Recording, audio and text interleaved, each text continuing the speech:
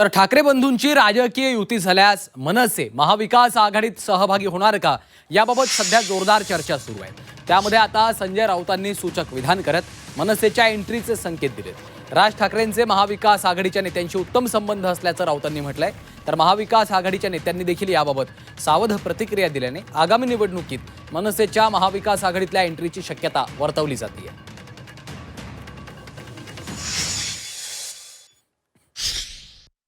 याचा अर्थ महाविकास आघाडीतून आमचे संबंध कसे आहेत? उत्तम।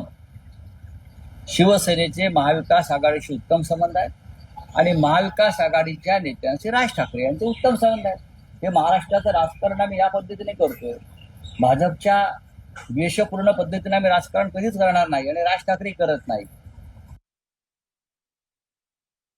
त्यांचा निर्णय कधी जाहीर होतोय हे महाराष्ट्र बघतोय, आम्ही पण बघतोय। निर्णय जाहीर झाल्यावर पुढचं मग आपण ठरवूया। आता तर महाविकास आघाडी म्हणून आम्ही सोबत आहोत ना, त्यांचा अगोदर जाहीर होऊन द्या, मग पुढे मी चर्चा करून निर्णय घेऊ। महाविकास आघाडीच्या ठिकऱ्या उडालेल्या आहेत। ज्या पद्धतीनं महाराष्ट्रातल्या जनतेनं महाविकास आघाडीला नाकारले, त्यामुळं येणाऱ्या स्थानिक स्वराज्य संस्थांच्या निवडणुकीत जर का उद्धवजी ठाकरे यांनी राज ठाकरे यांना सोबत घेतलं तर महाविकास आघाडीमध्ये बिघाडी निश्चितपणे आहे।